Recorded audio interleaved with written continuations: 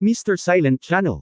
Ang guro kong malakas. Kabanata 2931-2940. May tatlo pang grupo ng mga tao na naghihintay ng pagkakataong kumilos. Napakapalad ni Yang Yian na sa kanyang paglalakbay sa Daocheng Dao Hall, nakipaglaban siya para sa isang lugar para sa Yunmen Divine Realm sa Dao Hall at naging upuan ng Lord of Dao Hall. Kung hindi makikita ni Xuantong ang mga class echo ng Dao Hall, at hindi niya malalaman kung ano ang nangyayari sa God's Domain. Ngayon ay tila hindi lamang ang kanilang puwersa ang handang kumilos, ngunit hindi bababa sa tatlong iba pang puwersa ang nakatago din sa paligid upang agawin ang sheer fruit. Hindi bababa sa naramdaman ni Xiong Huan ang pagkakaroon ng tatlong grupo ng mga tao. Sa madaling salita, may apat na alon ng puwersa na naghihintay ng pagkakataong kumilos, kasama na sila.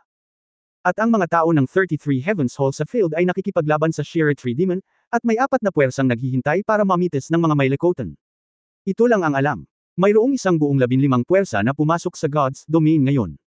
Kung bibilangin mo ang isla ng emperador ng tao, mayroong 16. Who knows kung meron pang iba? Ang kayamanan ay ipinanganak, ngunit ito ay talagang isang sitwasyon kung saan mas maraming lobo kaysa karne. Bagamat hindi sinabi ni Yang Yian, alam niya sa kanyang puso na sa pagkakataong ito, kapag aagawin niya ang sheer fruit, ito ay magiging isang lubhang kalunos-lunos na labanan. Hindi niya inaasahan na ang unang labanan pagkatapos na makapasok sa God's Domain ay magiging sobrang sukdulan. Naisip na ni Yang Yian ang eksenang ito sa kanyang isipan. Nakaranas siya ng maraming katulad na labanan sa pag-agaw ng kayamanan, at mayroon siyang karanasan. Mabilis na tumatakbo ang kanyang isip, at kailangan niyang mag-isip ng isang paraan upang mapakinabangan ang mga benepisyo ng kanyang mga puwersa at mabawasan ang mga pagkalugi. Huwag isipin na ang bawat pamilya ay isang malakas na tao sa antas ng Heavenly Dao Rules. Anumang puwersa na lumalabas ay mayroong hindi bababa sa 12 o 20 tao. Ngunit kapag may totoong laban, lahat ay nasa isang sitwasyon kung saan ang puwersa ay hindi gaanong naiiba. Maging ang malalakas na tao ng Heavenly Dao Rules ay mabilis na mahuhulog. Sa kasong ito, kailangan niyang mag-ingat. Ang background ng pamilya ng Yunmen Divine Realm ay hindi kasing ganda ng mga matandang puwersang iyon, at hindi nito kakayanin ang paghagis. Kinailangan niyang isave ang kanyang lakas at maghintay na magpasya sa kahihinatnan sa 33 Heavens Palace sa hinaharap. Ang malaking 33 Heavens Palace ay matagal nang umiral, at mayroong hindi mabilang na mga master. Kahit na pumatay siya ng maraming Heavenly Dao level masters, lahat sila ay mga tao sa bukas. Sinabi ni Xuantong na marami pa ring malalakas na lalaki sa 33 Heavens Palace na gumagala sa labas. Si Ye Hanbing, na nanguna sa koponan sa pagkakataong ito, ay isa sa kanila at isang karaniwang halimbawa. Kaya't sinubukan niyang panatilihin ang kanyang kapangyarihan hanggat maaari. Hindi niya kayang mawala ang mga tao sa simula. Kuya yun, madilim ang ilaw ng dugo. Sa pagkakataong ito, nagsalita si Xiong Huan. Tumingin si Yang Yian at nakita niya na ang ilaw ng dugo ay hindi na kasing liwanag ng dati. Ang saklaw ng irradiation ay nabawasan at lumiliit pa rin sa bilis na nakikita ng mata, na nangangahulugan na ang sheer fruit ay malapit ng mag-mature. Walang oras upang makabuo ng isang perpektong solusyon. Matapos mag-isip ng ilang sandali, lumingon si Yang Yiu at sinabi sa lahat ng nasa likuran niya, kapag nawala ang liwanag ng dugo, ito na ang panahon kung kailan maghihinog ang prutas ng sheer. Hindi lang tayo ang naghihintay ng pagkakataon ng palihim, at mayroong 9 na mga prutas ng sheer, kaya mayroon pa tayong pagkakataon. Gayunpaman, bagamat mahalaga ang kayamanan, mas mahalaga sa akin ang kaligtasan ng lahat. Kaya ang kaligtasan ang una sa pag-agaw ng sheer fruit. Bilang karagdagan, para sa kapakanan ng kaligtasan, sa isang magulong sitwasyon, ang lahat ay magtatrabaho sa mga grupo ng 3 o lalaban sa kanilang sarili. Kapag nagtagumpay ka, mabilis na umatras, at huwag lumaban hanggang sa huli. Hilingin sa mga tao sa paligid mo na tumulong, at huwag maging sakam. Kung makakakuha ka ng isa o kalahating prutas, ito ang pinakamahusay, ngunit kung imposible, tiyak na sumuko, at mag-ingat sa ibang mga puwersa na gagawa ng hakbang sa kaguluhan. Naiintindihan mo ba? Naiintindihan namin, mangyaring makatiyak, Guro, Diyos. Karamihan sa mga taong ito ay dinala niya mula sa Eternal God Realm. Ang ilan sa kanila ay sanay na siyang tawaging Master, at ang ilan ay tinatawag na Diyos, ngunit walang pakialam si Yang Yiu sa mga ito, hayaan mo na lang. Ang bawat tao ay maaaring gawin kung ano ang kanilang komportable. Wala pang kalahating metro ang ilaw ng dugo ni Brother Yun, si Xiong Huan ay nagpapansin. Nakita ito ni Yang Yiu nang makita niya ito, kaya kumilos siya ng maaga. Ilipat. Nag-utos si Yang Yiu. Pagkatapos, mahigit 10 malalakas na lalaki sa antas ng Heavenly Dao Rule sa paligid niya ang naging banal na liwanag at sumugod sa sheer fruit na mahigit 100 metro ang layo. Sa sandaling ito, ang mga tao ng 33 Heavens Palace at ang Sheer Tree Demon sa field ay pumasok sa isang mainit na labanan, at ang dalawang panig ay naglalaban ng husto. Sa oras na ito, sumugod si Yang Yiu kasama ang kanyang mga tauhan. Walang hiya. Ang unang taong nakakita nito ay si Ye Hanbing. Nang makita niya ang maliit na Yang Yiu, agad niyang naunawaan na narito siya para mamites ng mga peach. Nagmumura ng walang kahihiyan, hinawakan niya ang kanyang mga kamay at nagpalabas ng dalawang malamig na hangin, na agad na nagpayelo sa dalawang Sheer Tree Demons, tumalikod at sumugod sa lugar kung nasaan ang Sheer God Tree. Bitik. Ang yelo sa ibabaw ng dalawang Sheer Tree Demons na pinalamig ni Ye Hanbing ay nag-crack, at hindi sila maaaring mag-freeze ng dalawang hininga. Sa parehong oras, lumipad si Yang Yian, ngunit sa oras na ito, ang dalawang punong demonyo ay kumikinang sa dugo, at ang mga sanga ay humahampas kay Yang Yian. Malamig na sumangot si Yang Yian, at direktang hinimok ang 7 kulay na kaliskis ng dragon na lumabas. Puff puff puff. Isang mapurol na tunog ang umalangaw-ngaw, at ang 7 kulay na kaliskis ng dragon ay kumikislap na parang natitirang anino, sinisira ang mga puno ng dugong puno ng ubas na humahampas sa kanya. Ungol, dagandong, dagandong. Ang demonyong puno ng Sheer ang umungal sa sakit. Walang isip ang mga dambuhalang puno ng Sheer na ito. Halatang binabantayan nila ang Sheer God Tree o ang Sheer Fruit. Kapag may lumapit, aatake sila ng walang pinipili. Si Ye Hanbing ay nasa eksena pagkatapos ng lahat. Nang makitang kasali si Yang Yiu at ang kanyang mga tauhan, pinalamig niya ang dalawang dambuhalang puno ng Sheer sa galit. Nagkataong pumasok si Yang Yiu sa eksena at inilipat ang kanyang puot kay Yang Yiu. Ngunit nang lumitaw ang makukulay na kaliskis ng dragon ni Yang, hindi siya napigilan ng mga punong halimaw na ito. Sa isang iglap, pinutol niya ang dugo at tumalon, dumiretso sa core area. Pagpasok pa lang niya sa lugar kung nasaan ang Sheer God Tree, sabay-sabay na sumugod ang 3 figure mula sa ibang direksyon. Nakilala niya ang mga ito sa isang iglap. Naroon si Zongsha mula sa mundo ng mga multo, si Julie Xuanyang, ang batang master ng Tribong Julie, at isa pang taong nakasuot ng damit ni Shenong. Hindi siya ang kinatawan ni Shenong na nakakita sa kanya sa Avenue Hall noong araw na iyon, ngunit isang malakas na tao sa ikalimang antas ng Heavenly Dao. Oo naman, ang mga taong ito ay hindi mga lampara sa pagtitipid ng gasolina. Hinihintay nila ang sandali kung kailan hinog na ang Sheer Fruit para kumilos. Sa sandaling ito, ang mga tao mula sa Cloud Gate Divine Realm at ang 33 Heavens Palace sa likod niya ay kasangkot sa labanan ng Sheer God Tree. Siyempre, mas handa sila at mabilis na makalabas. Hindi siya mag-aalala tungkol dito. Matapos niyang masira ang ilaw ng dugo na ibinubuga ng Sheer God Tree, nawala ang huling liwanag ng dugo. Sa kanyang paningin, nakita niya ang isang sinaunang puno na mahigit 30 metro ang taas at kalahating metro ang diametro. Nakita niya na talagang mayroong 9 na pulang dugo na mga banal na prutas, nagniningning at naglalabas ng mga alon ng nakakapreskong halimuyak ng prutas. Ngunit kasabay nito, lumitaw ang Sheer God Tree sa kanyang paligid, si Ye Hanbing mula sa 33 Heavens Palace, ang Young Master ng Julie Tribe, Zongsha mula sa Ghost God Palace, at ang malalakas na lalaki ng Shenong Clan. Ang 5 malalakas na lalaki ay ipinamahagi sa paligid ng Sheer God Tree. Susugod na sana si Yang Yiu para pumitas ng prutas ng Sheer, ngunit nakita niyang nakatayo pa rin ang iba. Naramdaman niyang may mali kaya tumigil siya. Ang 5 tao ay nakatayo sa paligid ng Sheer God Tree, ang isa ay nakatingin sa isa. Medyo kakaiba ang eksena. Hindi alam ni Yang Yiu kung bakit sila huminto nang ang Sheer Fruit ay nasa harapan niya, ngunit hindi siya nagmamadali.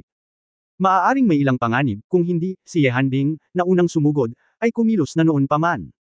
Pagkatapos ay makikita natin kung ano ang kinatatakutan ng mga matatandang ito. Kabanata 2932 ang pakikipagtulungan ay ang paraan upang pumunta. Kumupas ang liwanag ng dugo, halatang hinog na ang Sheer Fruit, ngunit nang sumugod ang mga taong ito sa harap at likod ng Sheer God Tree, hindi sila nagmamadaling kunin ang Sheer Fruit, ngunit tumigil. Ito ay dapat na hindi makatwiran at napakakakaiba. Ang mga matatandang ito ay nagawang sumugod sa unang pagkakataon, ngunit hindi sila kumilos. May nakita yata sila. Sa pagkakataong ito, nagkatinginan silang 5. May 3 pamilya na kalaban ni Yang Yiu. Ang 33 Heavenly Palace, ang Ghost and God Realm, at ang 9 Li Clan. Ang natitirang pamilya Shenong, Yang Yiu ay hindi kailanman nakipag-ugnayan sa kanila. Sa laban sa Avenue Palace, hindi siya nakipag-away sa mga taga Shenong. Sa madaling salita, walang puot. Siyempre, ang kinatawan ng Shenong ngayon ay hindi ang taong mula sa Avenue Palace, ngunit isang tao sa ikalimang antas ng Heavenly Dao Rules.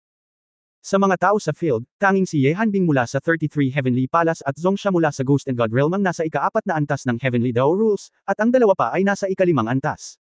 Siyempre, siyang mismo ay nasa ika-3 antas, at mukhang siya ang pinakamahina sa larangan ng paglilinang.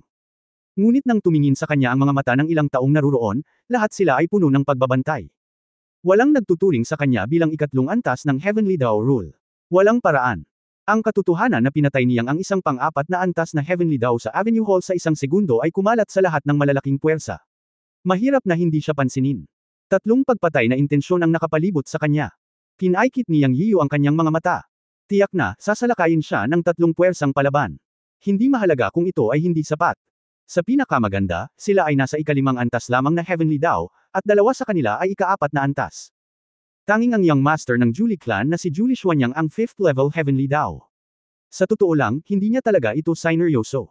Kung hindi kikilos ang malakas na lalaki ni Shenlong, hindi makakatalo ng tatlo sa kanyang mga kamay.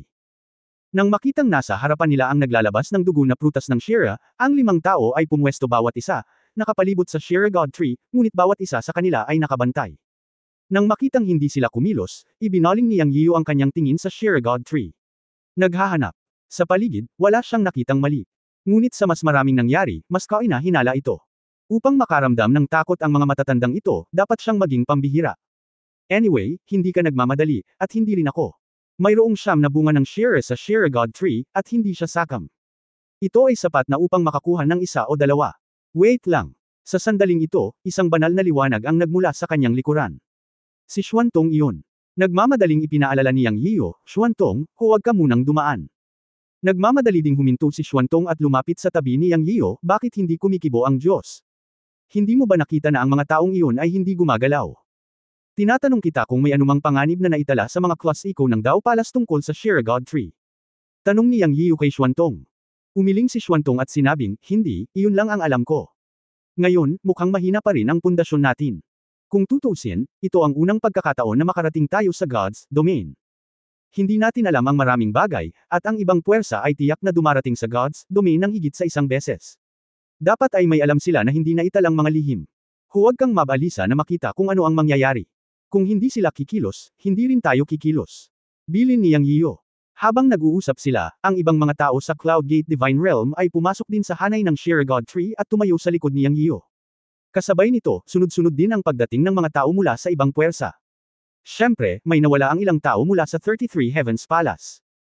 Ito ay matapos sumugod ang mga tao mula sa Cloud Gate Divine Realm at iba pang puwersa sa attack circle ng Shira Tree Demon. Wala silang pagpipilian kundi magsanib puwersa para labanan ang Shira Tree Demon, ngunit pinatay nila ang lahat ng punong demonyo. Gayunpaman, naisip din na patayin ang puno ng demonyo upang makuha ang puso ng puno. Pagkatapos ng lahat, alam ng lahat na ang punong puso ng Shira Tree Demon ay isang magandang bagay din. Diyos ko, walang nawala sa aming mga tao, tanging ang Sky Monkey lang ang bahagyang nasugatan, ngunit hindi ito seryoso, at nakakuha kami ng 4 na puno ng demonyong puso. Ang ninuno ng banal na puno ay dumating upang magulat. Napakabuti, maging alerto ang lahat at maghintay, maaaring may ilang mga panganib dito na hindi natin alam tungkol sa Shira God Tree. Tingnan natin kung ano ang ginagawa ng iba pang puwersa, at hihintayin natin ang pagkakataong kumilos. Bilin ni Yang Yiyu.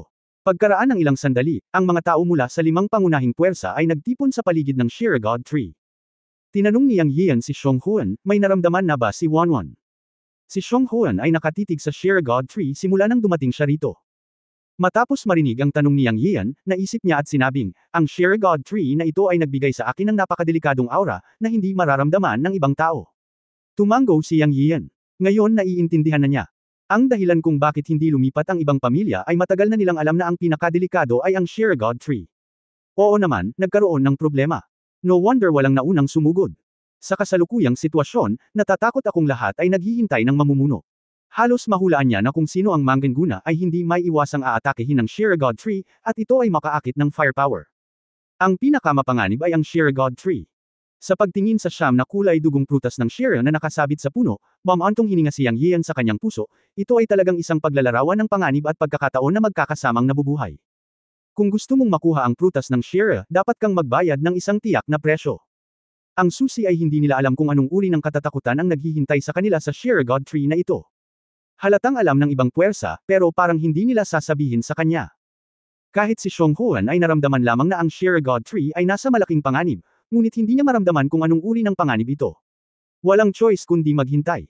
Anyway, hindi naman nagmamadali yung iba, at hindi rin siya nagmamadali. Sinabi rin niya sa kanyang mga tauhan na huwag kumilos at maghintay at tingnan.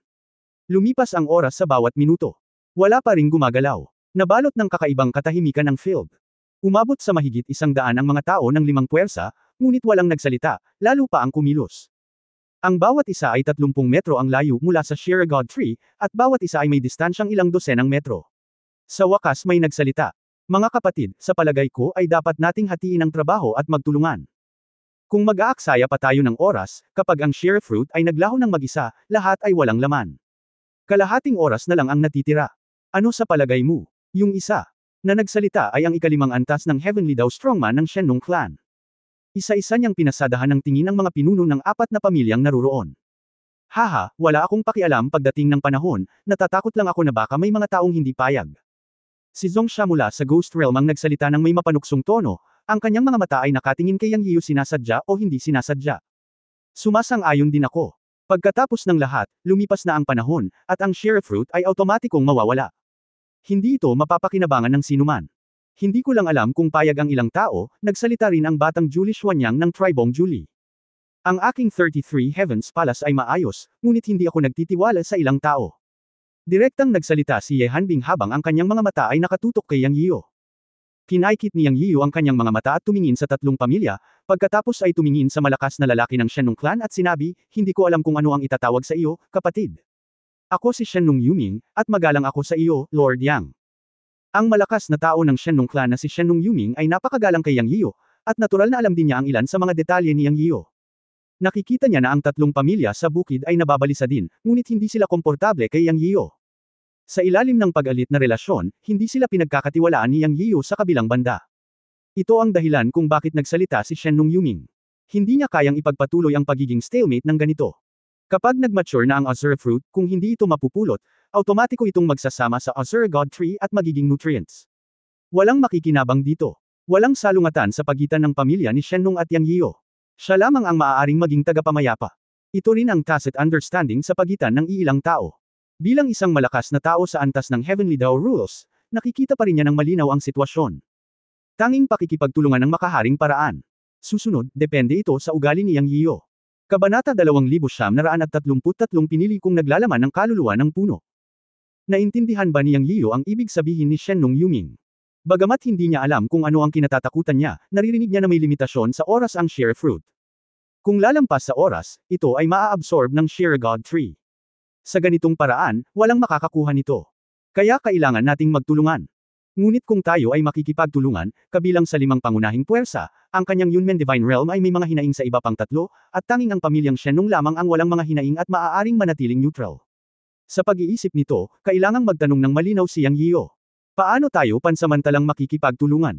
Gusto rin niyang makuha ang Share Fruit. Ngunit kung hindi ito gagana, ang lahat ay pupunta sa kanya-kanyang paraan. Kung hindi ko makuha, walang iba. Please explain it to me, kuya. Kung pwede lang, natural na hindi ako tatutol. Tumingin si Yang Yiu sa kabilang partido at sinabi. Alam ni Shenlong Yuming ang laro sa sandaling marinig niya ang mga salita ni Yang Yiu. Lumiwanag ang kanyang mukha at nagpaliwanag siya, ganito. Ang Share Fruit ay may time limit para sa maturity. It takes 1 hour from maturity. May kalahating oras na lang tayong natitira. Kung hindi natin kukunin ang Share Fruit sa loob ng kalahating oras, ang Share God Tree ay mag-isa itong hihigop. Kaya kailangan nating maghanap ng paraan upang mangolekta ng Share Fruit sa loob ng kalahating oras, ngunit mayroong isang kinakailangan. Ang Share God Tree na ito ay pambihira. Kapag umatake ito, aatake ito. Ang Share God Tree ay mahalagang isa sa mga Share Tree Monsters o Tree People sa labas ng mundo. Ang mga punong halimaw na iyon ay ang lahat. Maaari lamang silang ituring na mga alagad na hiwalay sa puno ng Diyos ng Share. Ang mga punong halimaw na iyon ay maihahambing sa antas ng mga panuntunan ng Heavenly Dao. May isip ang panganib ng Share God Tree. Napakahirap na makalapit. Gayunpaman, sinabi ng Diyos na Share na ang pinakamakapangyarihan ay hindi ang mga puno ng dugo na si Teng. Kaya pa nating harapin ang puno ng dugo ng mag-isa. Ang pinakamapanganib na bagay tungkol sa Share God Tree ay maaari itong maglabas ng mga kaluluwa ng puno, ngunit ang mga punong kaluluwa ng Share God Tree ay Share, demonyo, at talagang mahirap pakitunguhan. Ang isa sa atin ay kailangang maglaman ng mga ito, at ang iba ay maaaring harapin ang mga baging ng dugo upang makuha ang Share Fruit. Pagkatapos magsalita ni Shenlong Yuming, tumanggo lang si Yang Yiu at hindi nagpahayag ng kanyang opinyon.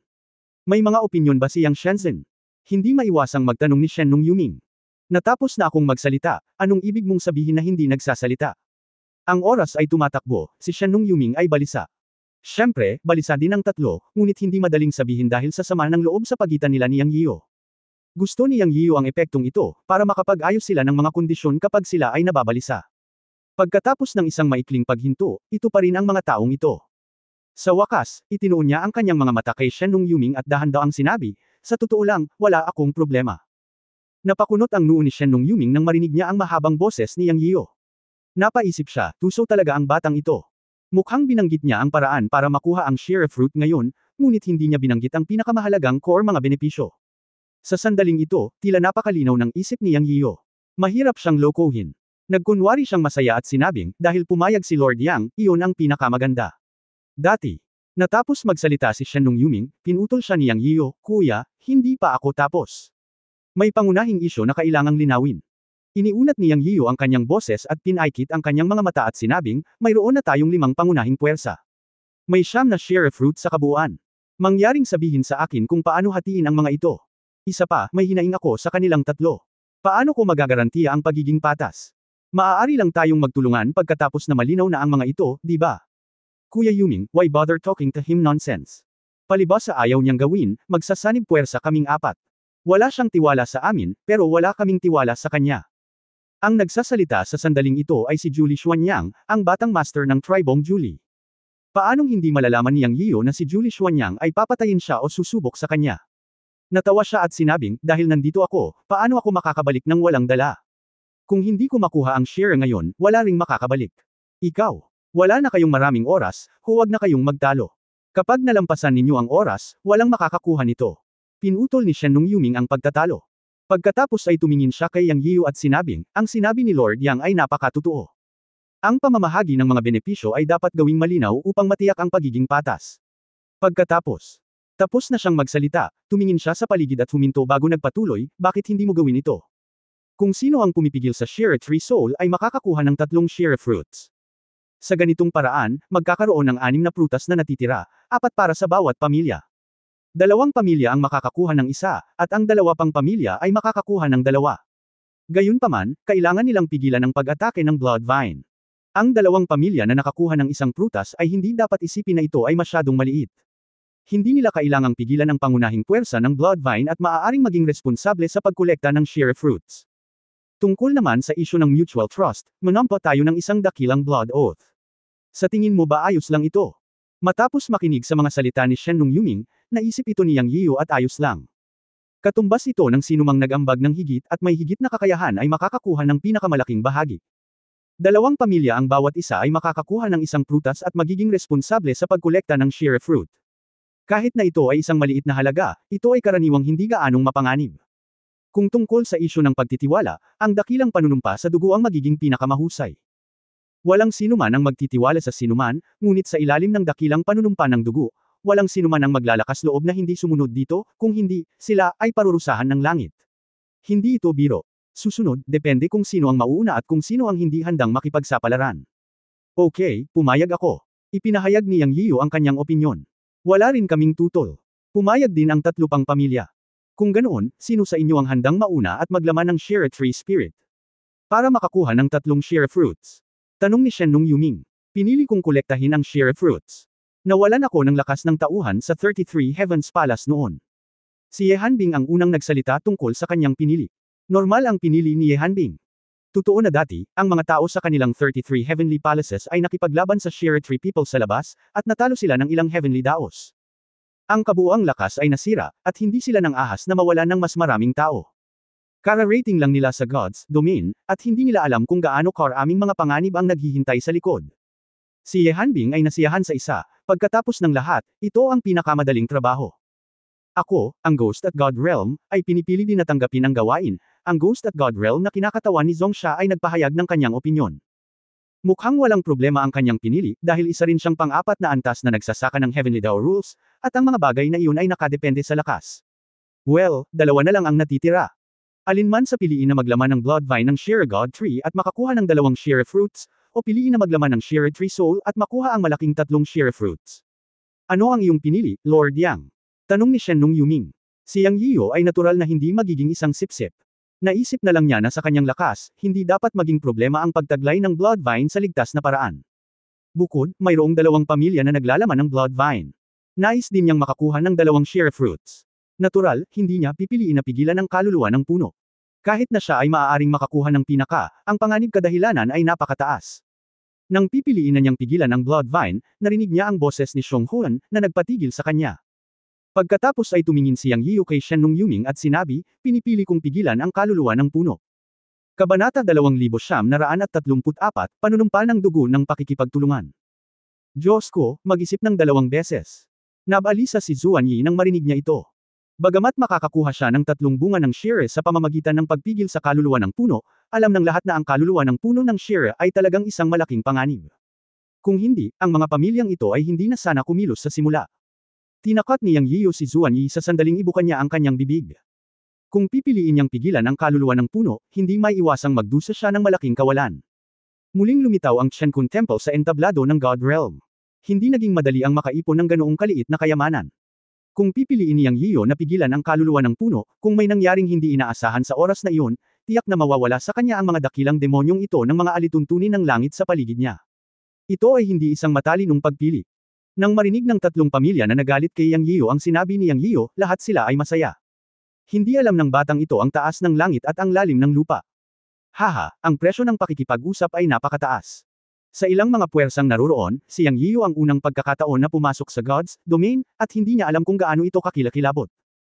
Huwag na nating pag-usapan ang malayong nakaraan, pag-uusapan lang ang kaluluwa ng puno ng Shira. Lahat ng mga taong ito ay narito at nakita ito noong huling binuksan ang domain ng mga Diyos. 3 nilalang sa ikalimang antas ng Heavenly Dao Rules ang nahulog sa kaluluwa ng puno ng Shira. Ang pinili ni Yang Yiyo ang talagang gusto nilang makita. Sa orihinal, ang Shenlong clan o ang Julie clan ang dapat na manguna sa pagkakataong ito. Ang 2 angka na ito ay makapangyarihan at may karanasan.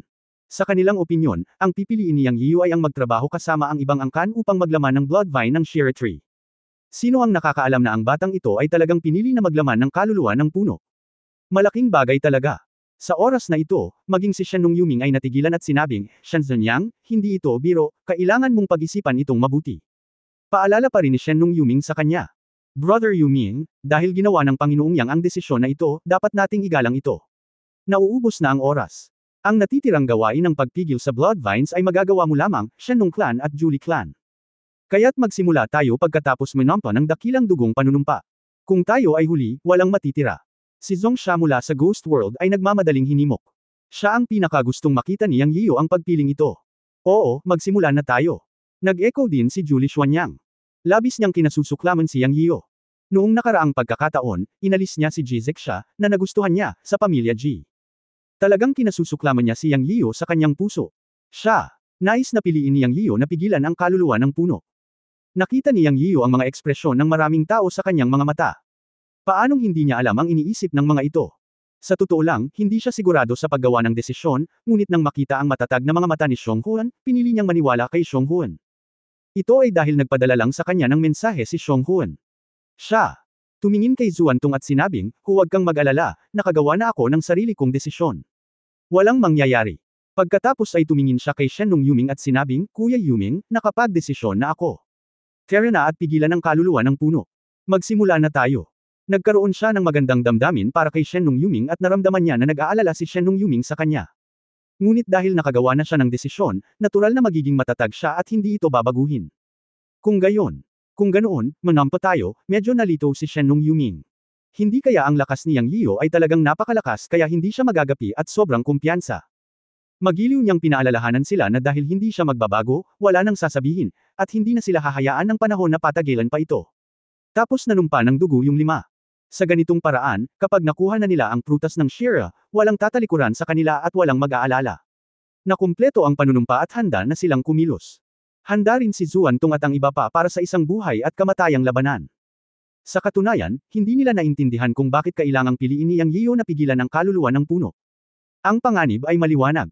Ngunit dahil nakapagdesisyon na si Yang Yiyo, kailangan nilang sundin siya kahit na ito ay dagat ng apoy at mga espada. Ngunit sa sandaling ito, may sinabi si Yang Yiyan. Xionghuan, Lao Duan, Yin Yang King Kong, pupunta ako upang pigilan ang Shira Tree Soul, at ang iba ay susunod sa utos at suporta ni Xuantong sa labas. Huwag hayaang samantalahin niya ang mga butas. Diyos ko, hindi mo magagawa iyan. Mahuhulaan mo ang panganib ng Shira Tree Soul. Tayo na lahat, nagulat si Xuantong. Hindi niya matanggap ang utos ni Yang Yiyan. Pinamunuan ng mga pinuno ng iba pang 4 na puwersa ang kanilang mga tao sa pag-atake. Bagamat iniutos ni Yang Yiyan ang 3 dakilang King Kong, ito ay lubhang mapanganib sa kanyang opinyon. Sa wakas ay ipinanganak ng Ascending Clan ang isang bagong God Supreme, at ayaw niyang masaktan si Yang Yiyan. Hahawag kang mag-alala, alam kong nag-aalala ka pero malaya akong magplano at manood sa gilid. Pagkatapos natin umakyat, bantayan mo yung mga yon. Sa totoo lang hindi madali ang gawain mo. Gawin natin. Hindi binigyan ni Yang Yiyan ng pagkakataon si Xuantong na magsalita, at direktang gumamit ng tono ng pag-order. Oo, sinunod ko ang utos mo. Nang makitang nakapagdesisyon na si Yang Yian, natural na hindi nang ahas si Xuantong na magsabi ng anupaman at maaari lamang niyang tanggapin ang utos. Pinangunahan ni Yang Yiu sina Duan Xingang, Yin Yang King Kong at Xiong Huan sa Sheer Spirit. Ayon kay Shen Nung Yuming, aatake ang Sheer Tree kung nasa loob sila ng 10 metro mula sa puno. Nagkasundo ang 5 pangunahing puwersa at kumilos ng sama-sama. Maliban sa maliit na bilang ng mga tao na dinala ni Yang Yiu, lahat ng iba pang puwersa ay gumagawa ng kanilang makakaya. Siyempre, may 3 makapangyarihang tao si Yang Yiu sa ikalimang antas ng Heavenly Dao Rules, na isa ring malaking kalamangan. Gayunpaman, maaaring patayin ng Sheer Tree Soul ang ikalimang antas, at alam nilang lahat na wala sila sa kalamangan sa harap ng Tree Soul. Sa katunayan, gusto ding malaman ng ibang mga pamilya, paano magkakaroon ng kumpiyansa si Yang Yiu na maglakas loob na gampanan ang gawaing pigilan ng Tree Soul ng mag-isa. Makakaasa ba siya sa 3 makapangyarihang tao sa ikalimang antas ng Heavenly Dao Rules? Ito ay hindi pa rin sapat. May tiwala siya, sa katunayan, si Yang Yiu mismo ay hindi sigurado. Dahil ang voice transmission ni Xiong Hua noon ay, Brother Yun, pakiramdam ko may Tree Soul talaga sa Sheer God Tree, at ako. May urge akong kainin ang Tree Soul. Mukhang naramdaman ng Tree Soul ang pag-iral ko. Parang natatakot sa akin. Kaya gumawa ng desisyon si Yang Yiu. Habang naglalakad patungo sa Sheer God Tree sa sandaling ito, nagpadala pa rin si Yang Yiu ng voice transmission para kumpirmahin, Wanwan, nararamdaman mo ba talaga na natatakot sa iyo ang Sheer Tree Soul? Totoo si Kuya Yun, nararamdaman ko rin na kaya kung sugpuin ang Sheer Tree Soul. Maraming beses nang sinagot ni Xiong Huan si Yang Yiu, at sa pagkakataong ito ay sigurado na siya. Okay, sandali lang, ikaw ang bahala, sabi ni Yang Yiu sa voice transmission. Dahil sa mga salita ni Xiong Huan kaya hindi pinayagan ni Yang Yiu si Xuantong at ang iba pa na sumali. Ayon kay Xiong Huan, sapat na siyang mag-isa para harapin ang Sheer Tree Soul, ngunit nag-aalala pa rin si Yang Yiu at hiniling ang 3 Vajra na sumama, kung sakali. Sa oras na ito, ang mga tao ng Tribong Julie at ang Shenlong Clan ang nanguna sa paglansad ng pag-atake sa Sheer Soul. Ayon sa plano, ang 2 pangunahing puwersa ang may pananagutan sa pagpigil sa puno ng dugo ng Sheer Soul. Sa oras na iyon, ang pangalawang hakbang, ang kaluluwa ng puno ay lalabas, at iyon ay kung kailan kikilos si Yang Yiu. Ang ikatlong hakbang ay pagkatapos na ang unang 2 antas ay matagumpay na napigilan, ang mga tao ng 33 Heavens Palace at ang Ghost Realm ay magsasama-sama upang agawin ang Sheer Fruit. Sa huli, lahat ay makakakuha ng kanilang bahagi ng kayamanan. Maganda ang plano, ngunit nang magsimula na talaga, nasaksihan ni Yang Yiu ang lagim ng mga mutated na nilalang sa mundo ng mga Diyos. Talagang nabigla ito sa kanya. Kabanata 2935, alinman sa isang mahusay na sandata o isang mahusay na paraan. Boom boom boom. Isang mapurol na pagsabog ang tumunog. Tumingin si Yang Yiu at nakita ang mga baging ng dugo sa Sheer God Tree na sumambulat na parang hindi mabilang na mga galami. Ang mga tao ng Tribong Julie at ang kanang Shenlong ay sumalakay matapos makatapak sa loob ng 10 metro mula sa Sheer God Tree. Ngunit hindi nila inaasahan na ang Sheer God Tree ay magiging mas mabilis kaysa sa inaakala nila. Naglaban ang 2 panig sa isang kisap mata. Ang banal na liwanag at liwanag ng dugo ay sumabog, na nagpapaliwanag sa kalangitan. Lahat sila ay malalakas na lalaki sa antas ng mga panuntunan ng Heavenly Dao. Mayroong higit sa 40 mabubuting tao sa 2 pangunahing puwersa. Sa kanila, mayroong maraming ikalimang antas na nilalang ng langit na Dao. Nang sumabog ang malalakas na lalaking ito, natural na kakaiba ang kanilang kapangyarihan. Ngunit ang mga mag-aaral ni Yang Yiu ay biglang lumiit sa susunod na sandali. Nakita niya ang hindi mabilang na mga baging ng dugo na bumubulusok mula sa Sheer God Tree na parang mga matulis na palaso at matutulis na letigo, na naging sanhi pa ng kaguluhan sa paligid. Ito ay sapat na upang ipakita kung gaano pasabog ang mga baging na ito ng dugo. Doon ay isang ilusyon ng isang volley ng mga arrow. Kaya lang, umalangaw ang mga hiyawan. 3 tao ang sabay na tinamaan. Isa mula sa Shenlong Clan, 2 mula sa Julie Clan, lahat sila ay nasa unang antas ng Heavenly Dao Rules. Sa isang iglap, ang kanilang mga katawan ay tinusok ng mga baging ng dugo, at habang sumisigaw, ang mga katawan ng 3 tao ay nagsimulang malanta sa bilis na nakikita ng mata. Para itong larawan ng isang taong mabilis na tumatanda. Ang balat ay lumiit at hinihigop, ang buhok ay pumuti. Ang gayong pagtanda, sa isang kisap mata, ito ay naging isang mummy, nawawala ang lahat ng sigla. Sumipsip si Yang Yiu ng malamig na hangin sa kanyang puso. Kakaiba. Namamanhid ang kanyang anit. Alam niya na ang 3 tao sa unang antas ng Heavenly Dao Rules ay sinipsip sa mga mummies ng mga blood vines ng Sheer God Tree, at ang kanilang esensya, dugo, mana, at kaluluwa ay naging lahat ng sustansya para sa Sheer God Tree. Nakita ni Yang Yiu ang eksena ng isang tao na naging mummified na bangkay, ngunit kailangan mong malaman na ito ay isang nakakatuwang Heavenly Dao level na strongman. Kahit na ito ang unang antas ng Heavenly Dao Rules, ito ay Heavenly Dao Rules pa rin. Mayroong hindi mabilang na mga Diyos sa mundo, ngunit ang mga maaaring umabot sa antas ng heavenly daw ay bihira. Kapag ang isa ay pumasok sa antas ng heavenly daw rule, mayroong malaking agwat sa pagitan ng langit at lupa. Gayunpaman, tatlong mandirigma ng heavenly daw rule level 1 ang sinipsip sa mga mummies ng blood vines. Paanong hindi siya magugulat? Ngayon naiintindihan na niya kung bakit hindi nagmamadali si Ye Hanbing at ang iba pa na kumilos sa simula, at lahat sila ay nagpakita ng takot. Ang Shiragod Tree pala ay isang magic tree. Ito lamang ang mga baging ng dugo na nagmula sa Shiragod Tree. Ito ay hindi ang pinakakahilahilakbot at makapangyarihan. Ang nakakatakot sa lahat ay ang punong kaluluwa ng Shiragod Tree. Ito rin ang malaking takot na haharapin nila ni Xionghuan. Hindi ko pa nararanasan, kaya walang takot ako. Matapos makita ang eksenang ito, medyo natakot si Yang Yiyo. Sa hindi sinasadyang pagtingin kay Xionghuan, hindi niya maiwasang sabihin, sigurado ka ba? Nagulat din si Xionghuan sa eksenang nasa harapan niya. Nang marinig niyang nagtanong si Yang Yiyo kung ano ang inaalala ni Yang Yiyo bukas, tumango pa rin siya at sinabing, sigurado ako. Sige, sumugal tayo. Ang kapalaran at kayamanan ay hinahanap sa panganib. Ngunit tandaan ninyong lahat ito. Huwag pilitin ang mga bagay na hindi maaaring gawin. Ang kaligtasan mo ay 110,000 beses na mas mahalaga sa akin kaysa sa share fruit. Alam mo ba? Sinabi ni Yang Yiyo kina Xionghuan, Duan Xingang, at ang mag-asawang Yin Yang King Kong. Naiintindihan ko. Please rest assured, God. Si Duan Xingang at ang dalawa pa ay same time na tumugon, ngunit mainit ang kanilang mga alalahanin. Ang pag-aalala ni Yang Yiyo ay nagparamdam sa kanila na talagang mas mahalaga sila kay Yang Yiyo kaysa sa share fruit. Bagamat ang tatlo ay napasuko ni Yang Yiyo, tila hindi masama na baguhin ang kanilang mga Panginoon ngayon. Huwag kang mag-alala, Kuya Yun, naiintindihan ni Huaner. Tumango si Xionghuan at sinabing siya ang magiging pangunahing puwersa sa pagkakataong ito. Matapos mawala ang tatlong subordinate ng unang antas ng Heavenly Dao Rules, parehong may pulang mata sina Julie Xuanyang at Shen Nongyuming. Umungol at sumabog ang dalawa. Kamatayan sa puno ng demonyo. Umungol si Julie Xuanyang, at lumitaw ang isang gintong globo sa kanyang kamay. Malinaw na nakikita ni Yang Yiyo na ang gininto ang globo sa kamay ni Julie Xuanyang ay natatakpan ng maliliit na butas. Bigla niyang naalala na noong nakikipag-chat siya sa kanyang pangalawang senior na kapatid, sinabi ng pangalawang senior na kapatid na mayroong isang uri ng magic weapon sa sword art na mas malakas kaysa sa magic sword, na maaaring maglaman ng libu-libong sword chi dito, at tinawag itong sword peel. Ang sword peel ay maaaring kunin sa divine core upang mapangalagaan ang sword chi, na ginagawang mas malakas at mas espiritual ang sword chi. Bagamat hindi niya alam kung ang sword peel sa kamay ni Julie Xuanyang ay ang sword peel na binanggit ng pangalawang senior brother, alam ni Yang Yiyo na kahit na hindi, ito ay tiyak na isang katulad na treasure artifact, na maaaring napakalakas. Oo nga naman, nang isipin niya ito sa kanyang puso, nakita niya si Julie Xuanyang na ina-activate ang golden sphere sa kanyang kamay. Sa susunod na sandali, ang gininto ang globo sa kamay ni Julie Xuanyang ay sumabog sa gininto ang liwanag at lumutang. Ito ay isang maliit na butas na sumambulat na may nakasisilaw at nakasisilaw na gintong liwanag. Hindi, upang maging tumpak, ito ay mga gintong inscription. Nagkaroon ng buong 108 na pagsabog, at sa sandaling ito ay kasing silaw ng gintong araw. Kasabay nito, naramdaman ni Yang Yiyo ang walang katulad na gininto ang chi. Oo, ito ay chi, at ito ay gintong chi. Ito ang pinaka-primitive na estado ng kapangyarihan ng mga panuntunan, na may katangian ng ginto kapangyarihan ng chi. Naramdaman niya ang parehong antas ng lakas ng hininga gaya ng madilim na kapangyarihan na ibinubuga ng simbolo ng Dark Rule sa kanyang kamay. Ngunit ito ay mas matalas, na may hininga na 10,000 beses na mas matalas kaysa sa lakas ng espada. Puff puff puff. Sa ilalim ng paghihimok ni Julie Xuanyang, ang kapangyarihan ng mga ginintoang inscription ay parang isang espiritual na gintong ahas, na may napakatalim na momentum, na humahampas patungo sa puno ng dugo ng Shiragod Tree. Isang mahinang puff puff lang ang narinig. Kahit saan siya magpunta, ang mga baging ng dugo ay pinutol sa pulgada.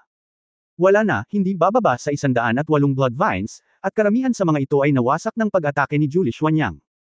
Tumalon ang mga talukap ni Yang Yiyo, ngunit naalala niya si Julie Xuanyang sa kanyang puso, o sa halip, naalala niya ang golden sword peel sa kanyang kamay. Hindi niya alam ang pangalan, kaya tinawag ito ni Yang Yiyo na sword peel pansamantala, ngunit alam niyang tiyak na hindi ito isang ordinaryong bagay. Kasabay nito, sumabog din si Shen Nongyuming. Boom boom. Ang marahas na tunog ay yumanig sa kalangitan. Nasa Julie Xuanyang lang ang atensyon ni Yang Yiyo, ngunit hindi niya pinansin si Shen Nongyuming. Matapos marinig ang figure, lumingon siya at tumingin ng diretso. May mga pink na ambon na lumalabas sa paligid ng Shen Nongyuming, na tila nagwiwisik ng ilang pulbos. Ngunit nang lumitaw ang pink na ambon ni Shen Nongyuming, ang kalahati ng mga baging ng dugo ay nawasak. Nabigla siya. Nakita ng mga taong ito na lahat sila ay may magagandang trompeta sa kanilang mga kamay, alinman sa mahusay na mga sandatang mahika o mahusay na paraan. Lahat sila ay napakatigas. Buzz buzz buzz. Whoosh whoosh whoosh. Sa isang kisap mata, hindi mabilang na mga baging ng dugo ang lumabas mula sa puno ng Diyos ng Shira at nawasak, ngunit sa ilalim ng hagong na tunog, sinabi ng Diyos na Shira na sumabog ang ilaw ng dugo, at muling tumubo ang mga baging ng dugo. Kasabay nito, ang isang figure ng tao ay lumitaw ng mahina sa ulo ng ilaw ng dugo sa pangunahing puno ng kahoy. Lahat, magtulungan upang sugpuin ito. Ang pangalawang alon ng mga baging ng dugo ay hindi magiging masyadong malakas. Sa oras na ito, umungal si Shenlong Yuming, at kaagad, ang tribong Juliman o angkan ng Shenlong, lahat sila ay kumilos muli, naglabas ng kanilang sariling mga alituntunin at aura upang sugpuin ang mga baging ng dugo na tumubo lamang sa Shira God Tree. Sa pagkakataong ito, talagang pinigilan nito ang paglaki ng mga baging ng dugo. Pagkatapos ay narinig ni Yang Yian si Shenlong Yuming na sumisigaw sa kanya, Yang Shenzhen, ikaw na ang kumilos. Ang figure sa liwanag ng dugo ng puno ng kahoy ay ang Shira Tree Soul. Mabilis na pag-atake at huwag itong palabasin. Kapag lumabas ito, direktang lalamunan nito ang prutas ng Shira. Hindi lamang tataas ang sarili niyang kapangyarihan, ngunit magkakaroon din tayo ng malaking problema. Talagang nahulaan ni Yang Yian na ang figure sa ilaw ng dugo ng trunk ay ang Shira Tree Soul. Nang marinig ang sigaw ni Shenlong Yuming, dali-dali niyang sinabi kina Xionghuan, Duan Xingang at ang dalawa pa, bilasan na natin. Babantayan ka ni Wanwan. Okay, kuya yun. Nang matapos magsalita si Xionghuan, umaagos ang dugo mula sa kanyang buong katawan habang umiikot ang kanyang dugo. Direkta siyang sumugod sa puno ng Shira God Tree. Kabanata 2936 si Xionghuan ay nilamon ng Shira God Tree. Hoy! Bago matapos magsalita si Yang Yiu, si Xionghuan ay direktang sumugod sa ilaw ng dugo ng pangunahing puno ng kahoy at dumiretso sa kaluluwa ng puno. Fuck, huwag kang tumayo dyan, pumunta ka at suportahan. Sigaw ni Yang Yiu kay Duan Xingang at sa dalawa pa, at mabilis na umakyat. Nang siya at si Duan Xingang at ang dalawa pa ay nasa loob ng 3 metro ng Shira God Tree, may kakaibang nangyari. Umuungol. Isang malalim at malakas na dagandong ang narinig. Sumikip ang puso ni Yang Yiu. Masasabi niyang boses iyon ni Xionghuan, at mabilis siyang tumangala, ngunit nakita niya ang liwanag ng dugo na may outline ni Xionghuan pagkatapos niyang magmukmak. Kasabay nito, ang ilaw ng dugo ng Shira God Tree ay napakaliwanag na ito ay lubhang nakasisilaw sa isang iglap. Xionghuan. Sigaw ni Yang Yiu. Ang liwanag ng dugo ay nawala sa isang kisap mata. Nawala ito ng tuluyan. Kasabay nito, si Xionghuan. Nawala din. Ang Tree Soul figure na lumitaw sa pangunahing trunk ng Shira God Tree dati ay nawala din. Anong nangyayari? Si Yang Yian ay natakot at nagmamadaling pumunta sa Shira God Tree, ngunit wala siyang nakita. Malinaw na sumugod si Xionghuan sa Shira God Tree. Alam ni Yang Yian na ang gayong sagradong puno ay dapat may iba pang mga lihim sa pangunahing puno. Ngunit labis siyang nag-aalala sa kaligtasan ni Xionghuan. Kasabay nito, sa sandaling nawala si Xionghuan, ang kapangyarihan ng Blood Vine na pinigilan ni Shenlong Yuming at Julie Xuanyang ay talagang hamina.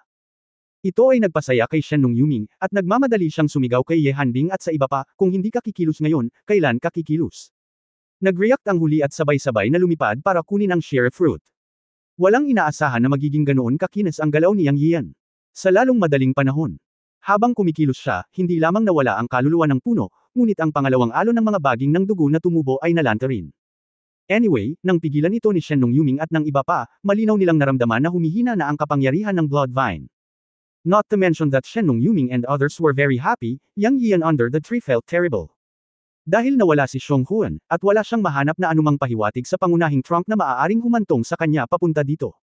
Kung ikukumpara sa mga likas na kayamanan, sa kanyang puso, gaano man karami ang Shira fruits niya, hindi ito kasing halaga ng buhay ni Xionghuan.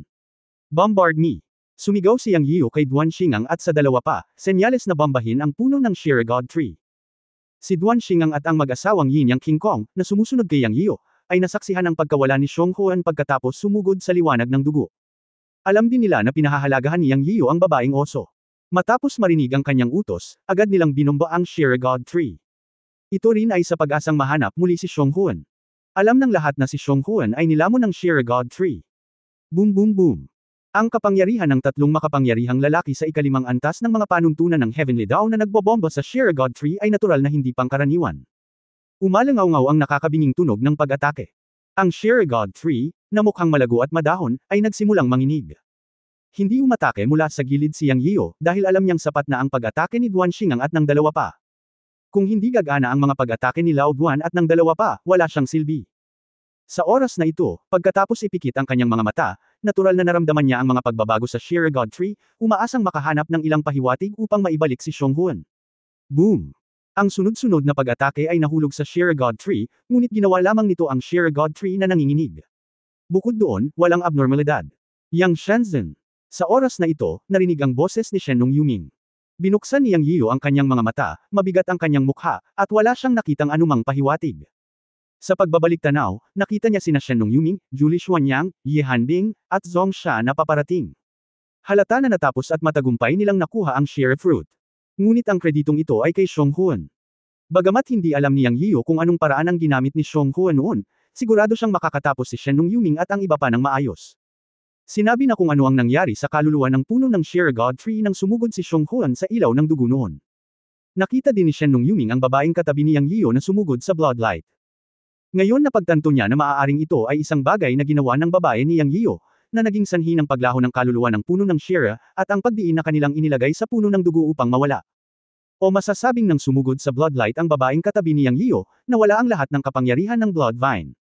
Kaya sa pagkakataong ito ang lahat ay nakipagtulungan at matagumpay na nakakuha ng 9 na bunga ng Sheer. Ngunit tila nawala ang babaeng katabi ni Yang Yiyo. Ang pagkawala ng Impact Bloodlight ay nangangahulugan na ito ay nilamon ng Sheer Tree Soul. Ngunit nagulat din siya, dahil ayon sa nakaraan, ang kaluluwa ng puno ng Sheer God Tree ay maaaring lumunok ng ikalimang antas na Heavenly Dao Rule nang walang anumang problema, at hindi ito makakaapekto sa pagiging epektibo ng labanan nito. Ngunit sa pagkakataong ito, matapos lamunin ng babae sa ilalim ng utos ni Yang Yian, nawala ang kapangyarihan ng Blood Vine. Ito ay hindi makatwiran. Hindi ito maisip ni Shen Nung Yuming. Pero dahil tapos na, dapat niyang tuparin ang kanyang pangako. Ibinahagi ng lahat ang Sheer Fruit para makumplito ang Great Dao Blood Oath. Tumigil ka. Sinabi ni Yang Yian kay Duan Xingang at sa dalawa pa sa mahinang boses. Alam niyang wala itong silbi. Alam niya ang lakas ng pag-atake ng tatlong tao, ngunit wala itong epekto sa Sheer God Tree. Wala kahit isang bakas na naiwan sa punong kahoy. Ang Sheer God Tree o iba pang buhay na nilalang sa God's Domain ay puno ng kakaiba at kapangyarihan, at ang kanilang mga pag-atake ay hindi epektibo. Inaasahan na hindi sila gagana. Nang makita si Shen Nung Yuming at iba pa na dumarating, tumigil si Yang Yian. Yang Shuzhen, ikinalulungkot ko ang pagkawala ng malakas na tao sa ilalim ng iyong upuan. Ipinahayag ni Shen Nung Yuming ang kanyang mga pagbati. Sa katunayan, naiintindihan ng lahat na malamang tapos na ang babaeng katabi ni Yang Yian. Ang pangalan ng Sheer God Tree ay kilala rin sa God's Domain. Siyempre, bukod kay Shen Nung Yuming, ang iba pang tatlong tao ay tuwang-tuwa. Inaasahan nila na mas marami pang mawawalan si Yang Yian sa kanyang malalakas na tauhan, at mas mabuti kung mamatay si Yang Yian. Makikita na ang mukha ni Yang Yian ay malungkot at siya ay nasa napakasamang mood. Tuwang-tuwa ang tatlo pa. Si Shen Nung Yuming lang ang nag-isip. Nilingan niya sina Ye Hanbin at Zhong Sha at sinabing, mga kapatid, mangyaring kunin ang bahagi ni Yang Shenzhen. Sa panunumpa ng dugo ng dakilang Dao, kahit na hindi masaya sina Zhong Sha at Ye Hanbing, hindi sila mangangahas na sirain ang kontrata. Nag-atubili silang kumuha ng 3 prutas ng Sheer at ibinigay ang mga ito. Ikinumpas ni Yang Yian ang kanyang kamay upang iligpit ang 3 prutas ng Sheer, at ang kanyang puso ay lalong naging hindi komportable. Pagkatapos ng lahat, nawala si Xiong Huan, o nilamon ng Sheer God Tree. Bagamat nakuha niya ang pinakamalaking bahagi, hindi siya masaya. Noong una, gustong kausapin ni Shen Nung Yuming si Yang Yian, ngunit nang makitang masama ang pakiramdam ni Yang Yian, tumigil siya sa pagsasalita at sinabi kay Yang Yian, tapos na ang bagay na ito, aalis na ako. Mag-iingat ka. Sa wakas ay sumagot si Yang Yian kay Shen Nung Yuming. Maganda ang impluensya niya kay Shen Nung Yuming. Naramdaman din niya ang taos-pusong pagbati ni Shen Nung Yuming sa pagkawala ni Xiong Huan. Para sa iba, tulad ni Ye Hanbing, Zhong Sha, at Julie Xuanyang, dahan-dahan silang natutuwa sa kanilang mga mata. Tinatamad silang kamustahin si Yang Yian at tumalikod at umalis kasama ang sarili nilang mga disipulo. Pinagmasdan ni Yang Yian ang 3 tao na umalis, at isang mamamatay na hangarin ang sumilay sa kanyang mga mata. Hindi dapat matuwa silang 3 sa pagkawala ni Xiong Huan, na naging dahilan upang mailagay silang 3 ni Yang Yian sa blacklist. Ano ang dapat gawin ng Diyos ngayon? Tanong ni Duan Xingang. Bumantong hininga si Yang Yian at sinabing, pumunta ka at tawagan si Xiong Yutian. Si Xiong Huan ay anak ni Xiong Yutian. Ngayong nawala ang kanyang anak na babae, kailangan niyang sabihin ang isang bagay. Nakaharap sa Sheer God Tree, ang kanilang mga pag-atake ay walang epekto. Lubhang hindi komportable si Yang Yiyo dahil alam niyang wala na si Xiong Huan. Kung alam niya ng mas maaga, hindi niya dapat hinayaang sumugod siya.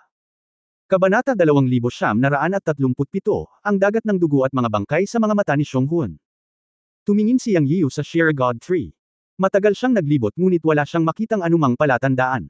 Bagamat inakala niyang si Xiong Huan ay walang pag-asa na mabuhay, gusto pa rin niya itong hanapin. Nakaharap sa isang kakaibang puno na hindi makapag-iwan ng peklat kahit na atakihin ng 3 dakilang makalangit na panuntunan at 5 antas na mga master, siya rin ay naliligaw. Hindi nagtagal, dumating si Xiong Yutian at ang iba pa.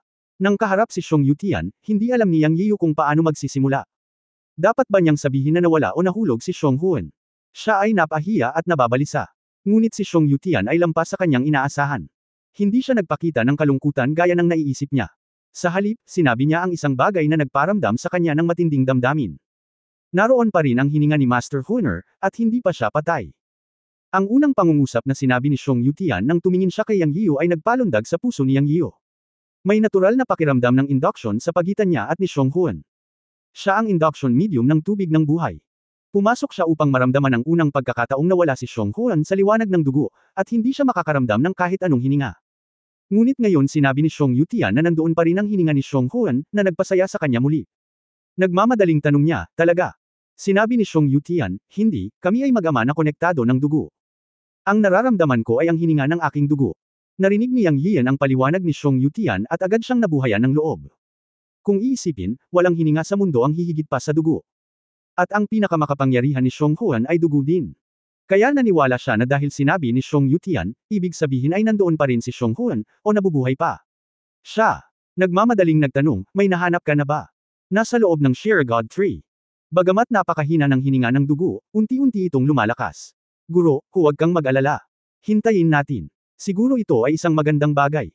Si Xiong Yutian ay napaka-relax at ngumiti para aliwin si Yang Yian. Matapos makinig sa mga salita ni Xiong Yutian, naging masaya din si Yang Yian. Sa katunayan, kung iisipin mong mabuti, ito ay totoo.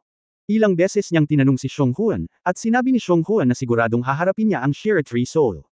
Ngayon ay tila dapat na talaga siyang maging sigurado. Kaya lang, ang aksidente ay makapasok sa Sheer Tree. Marahil si Xiong Huan mismo ay hindi inaasahan ito. Sa kabutihang palad, ayon kay Xiong Yutian, unti-unting tumataas ang aura ni Xiong Huan. Kaya nahulaan ni Yang Yian na maaaring talagang ibinaba ni Xiong Huan ang Sheer Tree Soul, o ang dalawa ay dapat na pumasok sa isang estado ng kompetisyon, at si Xiong Huan ang nangunguna at unti-unting nawasak ang Sheer Tree Soul. Ngayon na lang tayo maghintay. Nagdasal ako na sana okay lang si Xiong Huan. Iniisip ang tungkol sa talento ng dugo ni Xiong Huan, at pagkatapos ay iniisip ang tungkol sa pinagmula ng Sheer Forest Tree, ito ay isang ibang uri ng puno ng demonyo na inalagaan ng dugo. Kung mas malakas ang dugo ni Xiong Huan, maaaring may sorpresa. Lumipas ang oras sa 1 minuto. Si Yang Yian at ang iba ay naghihintay sa paligid. Tinanong niya si Xiong Yutian paminsan-minsan kung kumusta na siya.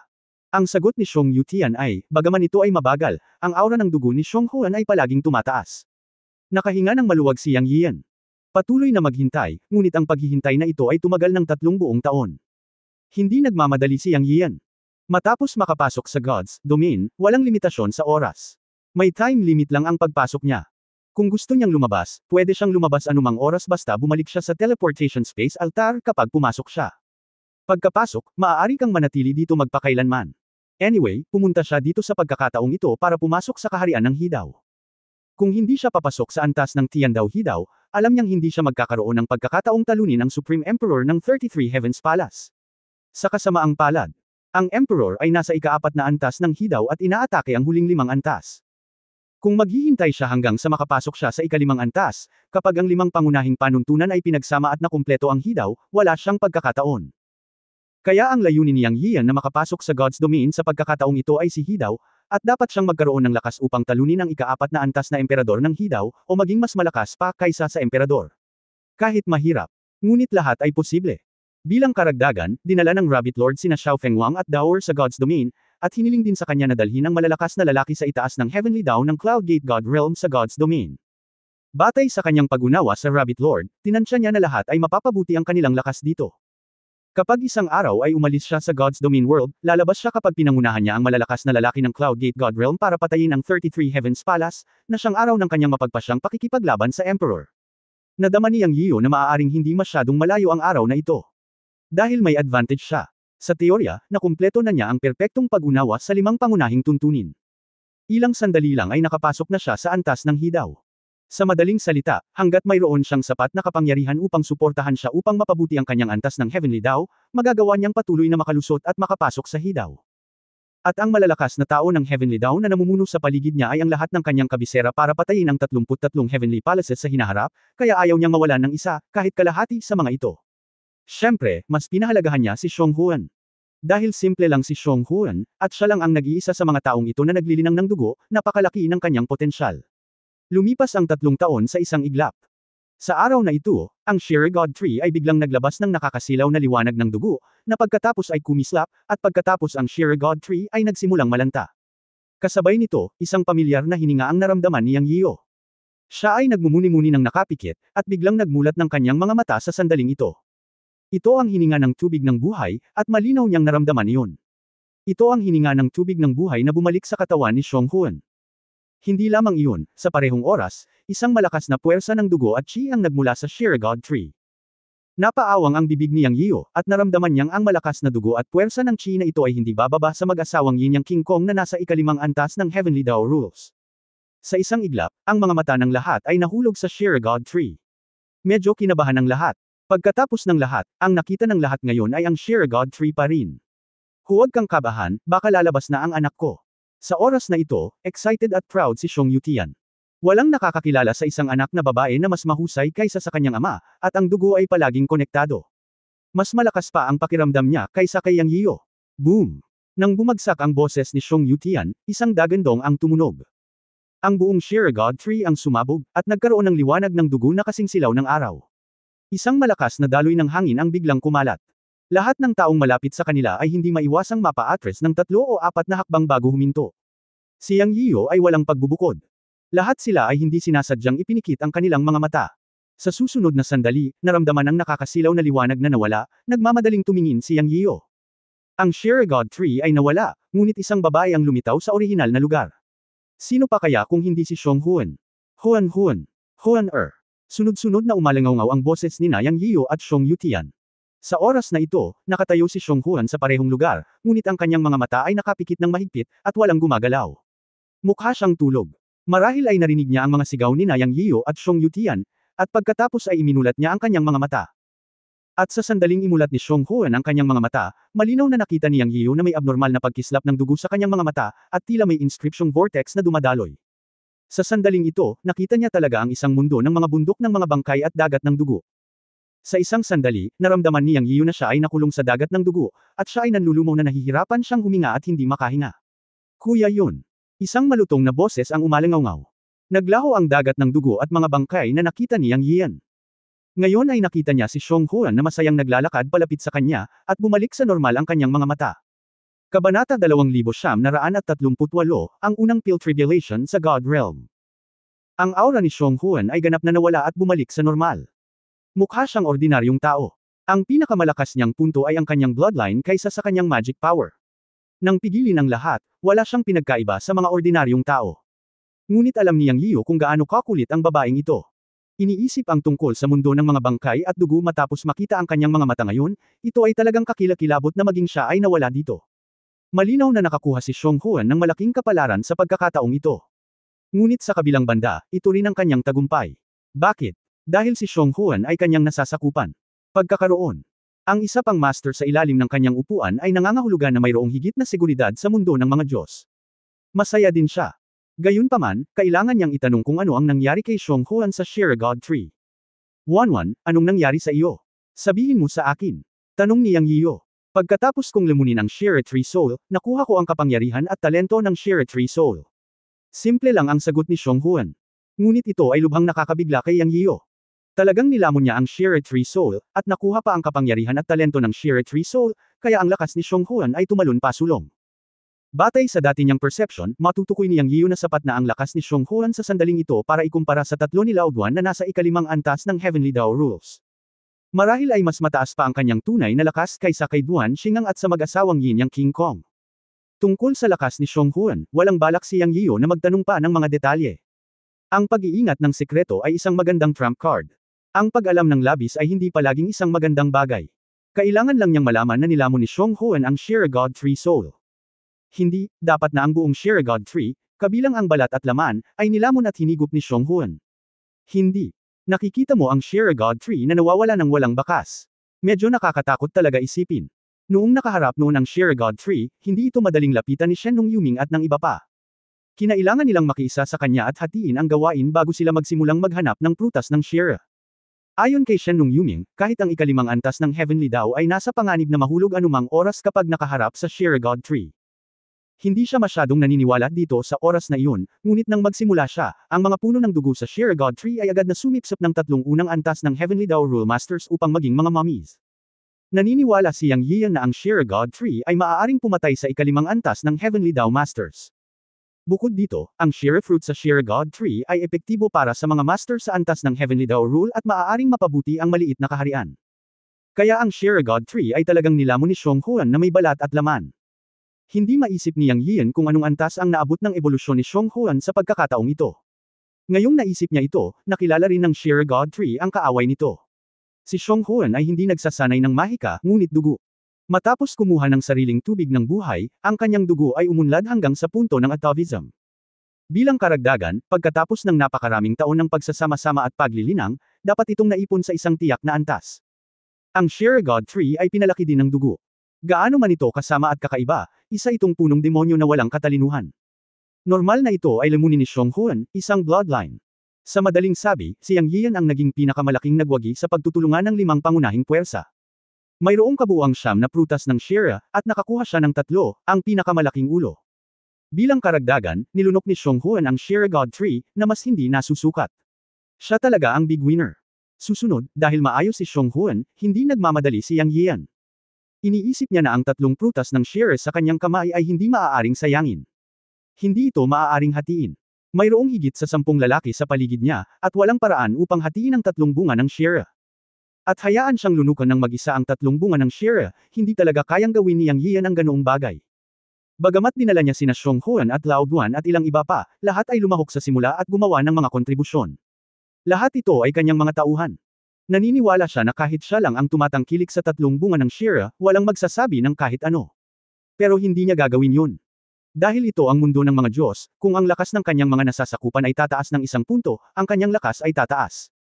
Ang kailangan dito ay pagtutulungan ng magkakasama, at ang orihinal na layunin ay hayaan ng lahat na mapabuti ang kanilang lakas.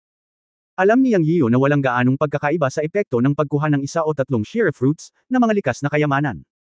Tulad ng mga elixir, ang epekto ay magiging pinakamahusay pagkatapos ng unang paggamit, at ang epekto ay lubos na mababawasan pagkatapos ng kasunod na paggamit.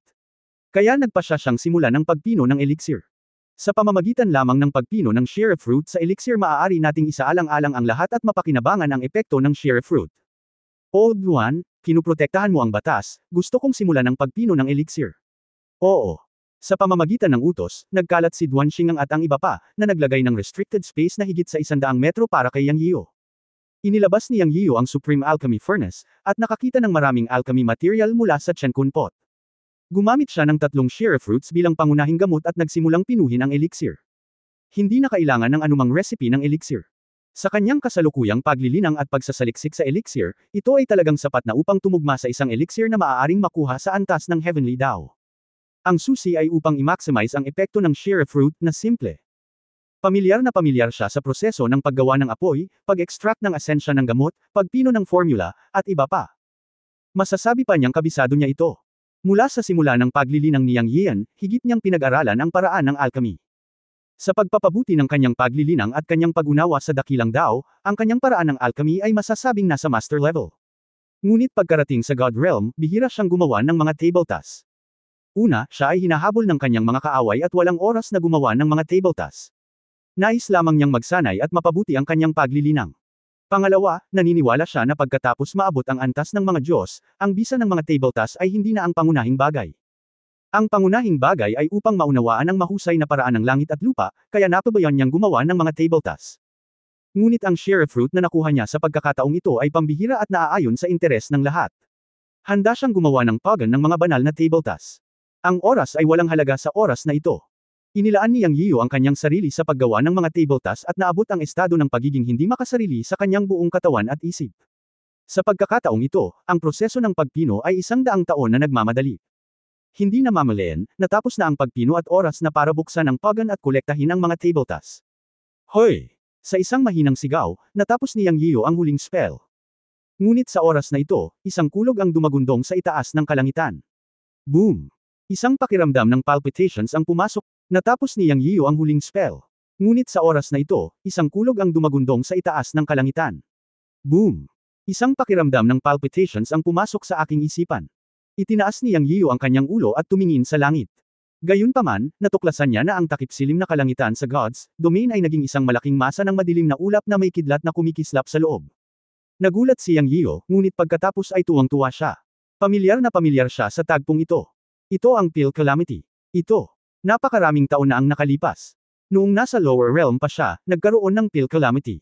Naganap habang pinipino ang mga table tasks. Hindi niya inaasahan na pagkatapos makarating sa God Realm, magkakaroon ng Pale Calamity. Nangangahulugan ito na ang peel na na-refine niya sa pagkakataong ito ay hindi sapat na epektibo, na naging dahilan upang ang Dao ay magpababa ng Pale Calamity. Ang paglitaw ng isang Pale Calamity ay maaari lamang mga hulugan na ang furnace ng mga divine peel na ito ay masyadong labag sa kalooban ng langit, at ang Dao of Heaven ay hindi ito matitiis, kaya isang Pale Calamity ang lumitaw. Pero hindi siya nagulat kundi natuwa. Ito ang unang pagkakataon na nakatagpo siya ng Pale Calamity sa God Realm. Kabanata 2939 na malalang Pale Tribulation. Boom, kulog. At ang mga ulap ay gumulong sa langit. Nagulat ang lahat sa labas ng restriction. Paano maaaring lumitaw ang isang calamity cloud nang wala saan? Ang lahat ay nasa antas ng mga panuntunan ng Heavenly Dao. Agad naman silang nag-react. Ang calamity cloud sa itaas ng kanilang mga ulo ay tila may kaugnayan kay Yang Yio. Pagkatapos, sa pangalawang pag-iisip, naunawaan nila na ito ay isang Danjia.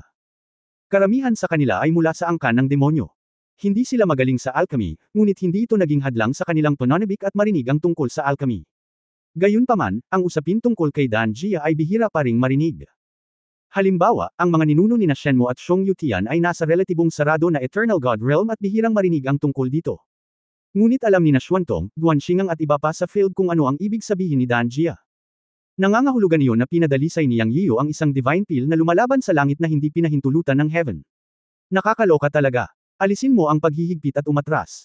Sa oras na ito, umalangaw-ngaw ang mga salita ni Yang Yio. Pagkatapos mag-react ni Xuantong at ng iba pa, mabilis nilang inalis ang paghihigpit at mabilis na umatras ng libu-libong metro ang layo. Bagamat isa itong Pale Tribulation, ang nagpino ng peel ay si Yang Yian, kaya kinailangan ni Yang Yian na labanan ito ng mag-isa. Ang iba ay hindi makakatulong, at kung sila ay tumulong, sila ay magiging isang hadlang lamang. Para kay Yang Yian. Actually napaka-relaxed niya. Ito ay isang Pale Tribulation lamang. Siya ay nakaharap sa maraming makalangit na pagdurusa sa kulog, at nagkaroon ng maraming karanasan, at naramdaman din niya na ang kapighatiang ito ng tableta ay wala. Sa katunayan, inaabangan din niya ang epekto nitong pagan ng mga pildores na pinadalisay ng 3 prutas ng Shira, na maaaring talagang makaakit ng Pale Tribulation. Sa kanyang opinyon, ito rin ay paglilinang. Sa ilalim ng makalangit na paraan, ang lahat ng mga bagay ay may kani-kanilang mga tuntunin, at ang paraan ay hindi pinahihintulutan ang mga table tasks. Kung may kulog na kapigatian, natural na kapakipakinabang na malampasan ito. Bilang isang tao na nagtagumpay sa Pale Tribulation, kailangan niyang harapin ang Thunder Tribulation sa ilalim ng dakilang paraan, na isa ring pagsubok, at ang pangunawa sa dakilang paraan, at maging ang kapangyarihan ng Heavenly Pale Tribulation. Matapos hayaan si Xuantong at ang iba na alisin ang mga paghihigpit, si Yang Yian ay tumalon at lumipad sa itaas ng Pale Furnace. Ang magagawa niya ay labanan ang Pale Tribulation ng direkta. Hindi tulad ng makalangit na kapigatian ng paglilinang, ang Pale Tribulation ay medyo mahina. Kaya maganda ang mentality niya. Ngunit hindi siya nang ahas na maliitin ang Pale Tribulation. Pagkatapos ng lahat, ito ang God Realm, at ito ang kanyang unang pagkakataon na makapasa sa Pale Tribulation sa God Realm. Sa madaling salita, ito ay isang banal na kulog na kapigatian. Naturally, ito ay malayo sa maihahambing sa makalangit na kapigatian sa mababang daigdig. Boom! Ang tunog ng ulap ng kapigatian sa kalangitan ay patuloy na lumalago at lumalaki mula sa higit sa 3 metro. Sa loob lamang ng ilang minuto, lumaki na ito sa diameter na 30 metro, ngunit patuloy pa rin itong nagdudulot ng kulog na kapigatian. 3 daos na kapatid, naramdaman mo ba ang kapangyarihan ng Pale Tribulation? Medyo nag-aalala si Xuantong, ngunit tinanong niya ang mag-asawang Guanxingang at Yin Yang Jingang sa tabi niya, dahil silang tatlo ang pinakamakapangyarihan sa field, at sila ang pagkakaroon ng ikalimang antas ng Heavenly Dao Rules. Kung mas mataas ang cultivation, mas sensitibo sa mga pagbabago sa pagitan ng langit at lupa, kaya tama si Xuantong na tanungin ang 3 tao. Nang magtanong si Xuantong. Tanong nito, tumingin ang lahat, gustong malaman kung ano ang sinabi ng 3 tao. Sa publiko at pribado, umaasa ang lahat na maipapasa ni Yang Yian ang Pale Tribulation ng maayos. Matapos maipasa ito, natural na magkakaroon sila ng bahagi ng Divine Peel, ngunit kung hindi nila ito maipasa, nangangahulugan ito na ang pagan ng mga Divine Peel na ito ay aalisin. Sayang naman. Huwag kang mag-alala, kayang-kaya ng Panginoong Diyos, hindi ganoon kalakas ang hininga ng Pale Tribulation. Sabi ni Guanxingang. Iyan ay isang kaluwagan, Xuantong nakahinga ng maluwag. Gumaan din ang pakiramdam ng iba sa narinig. Inaasahan ng lahat ang pagkuha ng banal na tableta. Anong uri ng divine peel ang maaaring maging sanhi ng peel tribulation, na nagseselos sa heavenly daw at gustong sirain ang furnace na ito ng mga divine peel? Alam din ng lahat na si Yang Yiu, ang Master o ang Panginoong Diyos, ay umabot sa taas sa dawdan na hindi nila maisip. Ang pagsunod sa gayong Panginoon ng Diyos, maaaring ito ay isang magandang pagkakataon para sa lahat. Boom! Nagsisimula na. Isang malakas na tunog ang tumunog. Ang bihirang magsalita Pure Yang King Kong nagsalita. Natigilan agad ang lahat sa pagsasalita at isa-isang tumingin sa langit. Sa ilang sandali lamang, ang ulap ng kapigatian sa itaas ng langit ay talagang lumaki ng 3 beses, na umaabot sa diameter na 100 metro. Walang nagsasalita sa oras na ito, at lahat ay nakabitin sa kanilang mga puso. Kung mas malaki ang tribulation cloud, mas malakas ang kapangyarihan ng kulog. Inaasahan lamang ng lahat na matagumpay na malampasan ni Yang Yiu ang kapigatian. Napasimangot si Yang Yiu nang humarap siya sa tribulation cloud na may diameter na 100 metro sa kalangitan sa itaas ng kanyang ulo. Hindi niya inaasahan na magiging ganoon kalaki ang ulap ng kapigatian. Ito rin ay nagpapakita na ang kapangyarihan ng peel tribulation na ito ay hindi maliit. Ito ay isang peel tribulation lang, kailangan bang magpakilos ng napakaraming tropa? Ungol ni Yang Yiu habang nakatingin sa langit. Boom! Crack! Tila siya ay may kamalayan, ang unang kulog na kapigatian ay bumagsak sa sandaling matapos siyang magsalita. Sa pagharap sa unang kulog na kapigatian, hindi niya ginamit ang kanyang mahiwagang kapangyarihan, ngunit direktang lumaban gamit ang kanyang pisikal na lakas. Matapos ma-activate ang Chen Kun Body Tempering Method, dumaloy ang kapangyarihan sa dugo at buto. Ang mga buto ay naging maliwanag na kristal, at ang dugo ay gininto ang may lilang liwanag, na kumalat sa buong katawan. Mula sa malayo, ang katawan ni Yang Yiu ay natatakpan ng halo ng 3 kulay, ginto, lila, at pilak. At ang kulog na kapigatian na bumaba ay isang maapoy na pulang kulog na kasing kapal ng daliri. Biglang sinuntok ni Yang Yiu ang kulog. Boom! Isang malakas na pagsabog ang umalingaw sa buong mundo. Ang unang kulog na kapigatian ay nabasag at nawala. Ngunit bahagyang nanginginig ang braso ni Yang Yiu nang iwagayway niya ito. Bitek. Sa isang kisap mata, sumunod ang ikalawang kulog na kapigatian.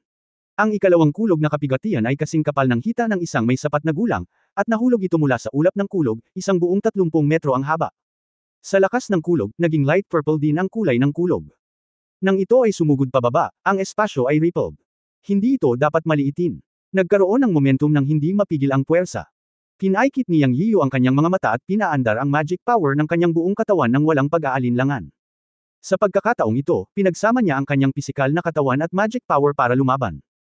Ang kapangyarihan ay 12-dosenang beses na mas malakas kaysa sa una. Hindi siya naglakas loob na hindi ito basta-basta. Ipagkalat mo sa akin. Ikinumpas ni Yang Yiu ang kanyang mga kamay, itinuon ang lahat ng kanyang lakas, at biglang sumabog. Sa ilalim ng nakasisilaw na banal na liwanag, natagpo niya ang ikalawang kulog na kapigatian. Boom boom!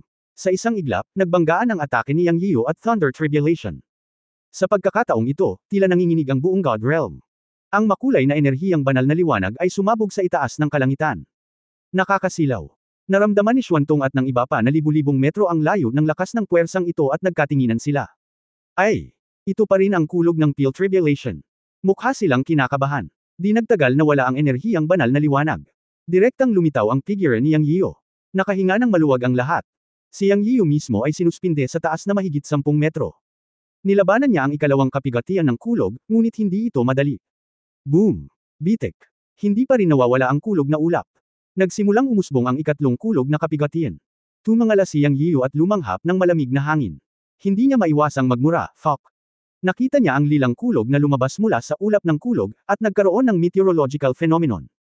Ang tinatawag na meteorological phenomenon ay ang pagbabago ng Thunder Tribulation. Mukhang ang ebolusyon ng ilang mythical beast. Ang ikatlong kulog na kapigatian na nakita ni Yang Yiu ay lumabas sa ulap ng kulog, tulad ng isang dragon, na kasing kapal ng tangke ng tubig. Ito ay hindi isang Peel Tribulation, ito ay isang nakamamatay na Thunder Tribulation. Nagmura si Yang Yiu sa kanyang puso, at isinuot ang maitim na baluti sa kanyang katawan. Sa pagkakataong ito, hindi maliit na bagay. Kabanata 2940, ang isang hurno ng mga elixir ay umaakit sa isang grupo ng mga lobo. Bitek. Ang dragon na ito ay parang dragon, kasing kapal ng tangke ng tubig, at mahigit 100 metro ang haba. Para itong dragon na lumalabas sa calamity cloud mula sa langit. Sa mga tuntunin ng momentum, ito ay mas malakas kaysa sa kapangyarihan ng nakaraang 2 thunderbolts. Ang langit ay pinaliwanagan ng dragon na nabuo ng kulog sa buong araw, na nagiging kulay ube at pula. Umungol ito pababa. Si Xuantong at ang iba pa sa labas ng field ay natulala lang. Ito pa rin ba ang Elixir Calamity? Paano ito naging abnormal? Napataas ang puso ng lahat. Ngunit hindi nila matulungan si Yang Yio. Nag-aalalang tinanong ni Xiong Huan si Xuantong, magiging okay ba ang senior Xuantong, kuya yun? Ang iba ay nag-aalala tungkol sa kabiguan ng banal na elixir na makapasa sa kalamidad, ngunit siya ay kabaligtaran lamang. Nag-aalala siya sa kaginhawaan ni Yang Yio. Alam ni Xuantong na ang babaeng oso na ito ay napakahalaga sa Panginoong Diyos, kaya hindi siya nang ahas na pabayaan siya. Mabilis siyang sumagot, huwag kang mag-alala, Miss Xionghuan. Kung tutusin, ito ay isang pill tribulation lamang. Kung naramdaman ng Panginoong Diyos na hindi niya kayang labanan ang kulog na ito, maaari na lang siyang sumuko. Sa karamihan, ang pagan na ito ng iGod pill ay aalisin, at magiging maayos ang Panginoong Diyos. Hehe, gamaan na ang loob ko, sa wakas ay gamaan ang pakiramdam ni Xionghuan nang marinig niya itong sinabi ni Xuantong. Sa field, ang baluti ni Yang Yio ay nasa likod niya, at ang Chaos Bell ay lumitaw sa kanyang kamay nang i-flip niya ang kanyang kamay. Dong! Isang malambing na tunog ang umalingaw sa buong mundo. Pakiramdam pa rin na hindi ito sapat, ang kapangyarihan ng 10 malalaking puno ng Dao sa kanyang katawan ay sumabog. Sa oras na ito, ang ikatlong Dragon Thunder Tribulation ay umabot sa isang lugar na 12-12 metro. Hindi ito inisip ni Yang Yio, at ang lahat ng kanyang lakas ay natipon sa Chaos Bell at itinapon ito upang salubungin ang pagdurusa ng kulog. Dong! Boom! Nayanig ang mundo. Puff! Iniluwan ni Yang Yio ang isang subo ng dugo. Ang kapigatian ng kulog ay nawala, at ang kapigatian na ulap sa itaas ng kalangitan ay naglaho. Ito ang huling pagdurusa ng kulog. Matapos pindutin ang Chaos Bell, nawalan ito ng lakas at lumipad pabalik sa katawan. Ang kulog na ito ay lampas sa kanyang inaasahan. Ito talaga ang pinakamalakas at buong lakas niyang atake. Kahit na natiis niya ang kulog, nakatanggap din siya ng backlash at tumalsik ng isang subo ng lumang dugo. Ngunit sa kabutihang palad, ito ay hindi nakakapinsala.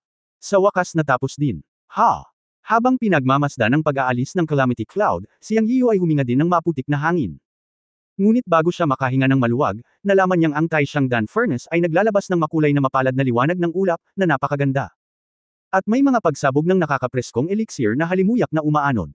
Originally, nakatiis lang siya sa kulog at kumukulo ang dugo niya, pero pagkaamoy pa lang nitong elixir fragrance, naramdaman niya agad na mas madulas ang dugo niya. Talagang nadama na ang paghihirap na ito ay hindi walang kabuluhan. Ang tanda na ito ay nagpapakita na ang elixir na kanyang pinino sa oras na ito ay talagang iba sa nakaraang banal na elixir. Ngunit sa oras na ito alam niya na kailangan niyang buksan ang elixir furnace, dahil ang anumang espiritual na elixir ay tatakas kapag binuksan ang elixir furnace. Naisip ni Yang Yian na ayusin muna ang backlash ng Thunder Tribulation sa kanyang katawan. Bubuksan niya ang alchemy furnace sa pinakamagandang kondisyon para makolekta ang elixir. Anyway, hindi siya makakatakas kung hindi niya bubuksan ang alchemy furnace. Bukod dito, ito ang unang pagkakataon para sa kanya na pamahalaan ang posisyon ng Thunder Tribulation sa God Realm.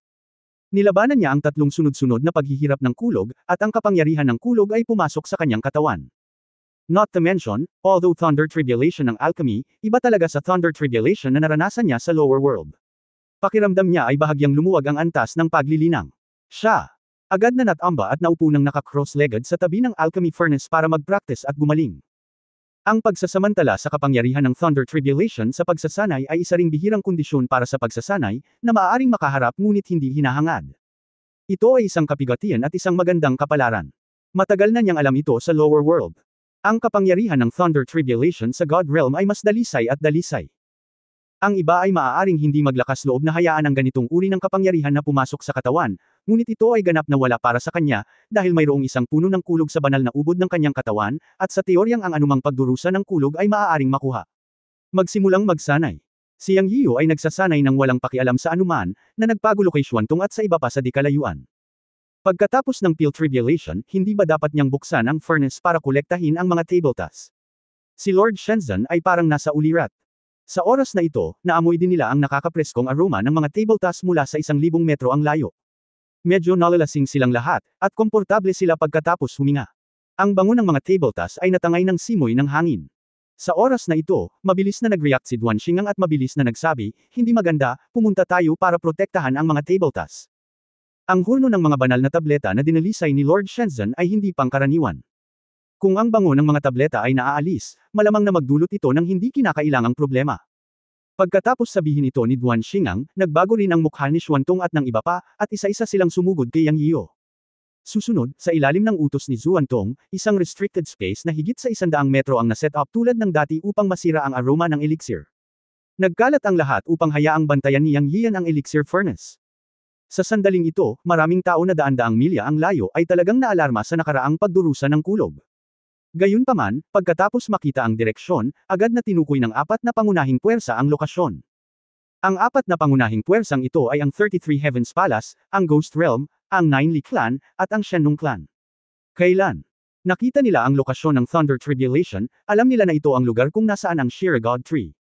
Bagamat lahat sila ay pumunta sa kani-kanilang paraan pagkatapos nilang maghiwalay, ang kulog na kapigatian ay lumitaw sa itaas ng Nine Heavens of the God's Realm at makikita mula sa malayo. Magpadala ng isang tao upang makita kung may nangyari sa Sheer God Tree pagkatapos naming umalis. Utos ni Ye Hanbing ng 33 Heavens Palace. Oo, bumalik ka. Ano pa ang gusto mong sabihin sa akin? Sir, pagkatapos mo doon, alamin ang dahilan kung bakit lumitaw ang kulog. Suriin din kung nasa Sheer God Tree pa rin si Yang Yio. Alamin ng palihim. Huwag kang gumawa ng iba. Bumalik ka at magsumbong. Oo, sir.